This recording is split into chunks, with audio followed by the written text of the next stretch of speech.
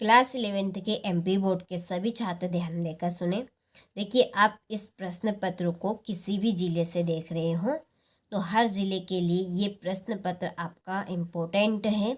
इस प्रश्न पत्र के द्वारा आप सभी 70 अंक में से 60 से 65 नंबर प्राप्त कर सकते हैं। तो इसलिए आपको इस प्रश्न पत्र को देखिए बहुत ही धैर्य और शांतिपूर्वक देखना है और 100% श्योर है कि इस प्रश्न पत्र के प्रश्न आने के पूरे चांस रहेंगे। ठीक है, चलिए तो वीडियो को हम शुरू करते हैं। तो देखिए, पहला प्रश्न है कि प्रकाश वर्ष मात्रक है, इसका आपका आंसर रहेगा दूरी का। दूसरा है कौन सा पदार्थ अधिक प्रत्यास्थ है, इसका आंसर है आपका इस्पात। और तीसरा है साम्यता निम्न में से किससे संबंधित है, इसका आंसर है आपका घर्षण। और वायुमंडलीय दाब का मान होता है, इसका आंसर है 10⁵ पास्कल।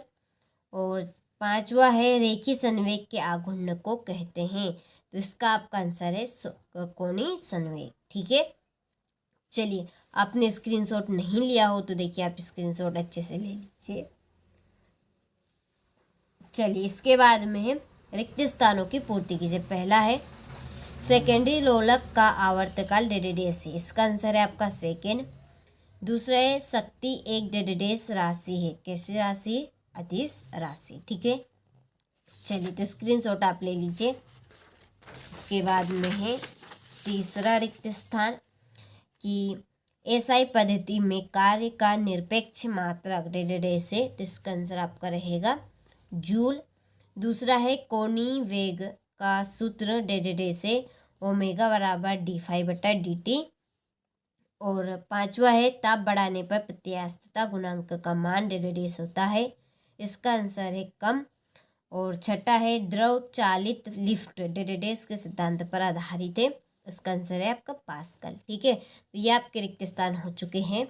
देखिए, आप सभी इस प्रश्न पत्र की पीडीएफ लेना चाहते हैं और ये आपका एक और प्रश्न पत्र रहेगा। देखिए, हम आपको कह नहीं सकते कि कौन से ज़िले में आपका प्रश्न पत्र फंस जाए, इसलिए यहाँ पर हम आपको 2 प्रश्न पत्र प्रोवाइड करा रहे हैं और 100% श्योर है कि इन प्रश्न पत्र के प्रश्न के आने के पूरे चांस हैं।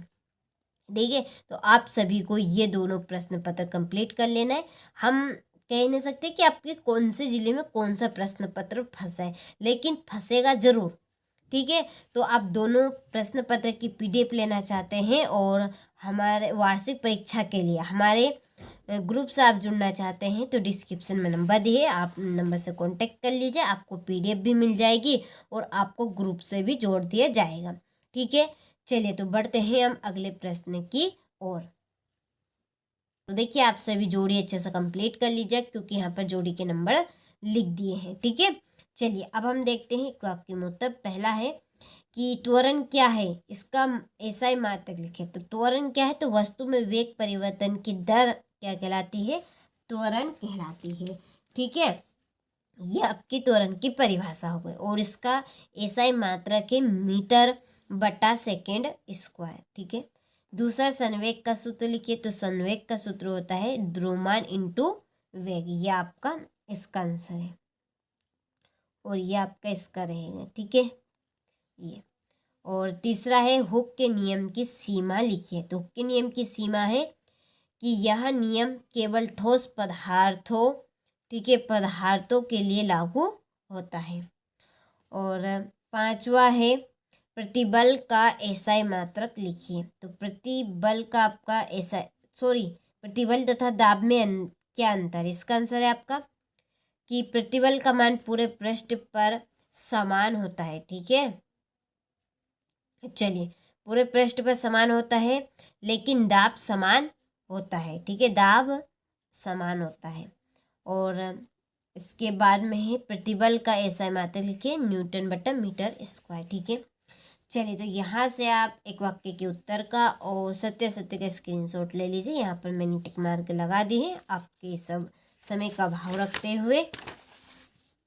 फिर है छठा प्रश्न कि मूल मात्रक एवं उत्पन्न मात्रक किसे कहते हैं। सातवां है अदिशों के योग संबंधित त्रिभुज नियम लिखिए।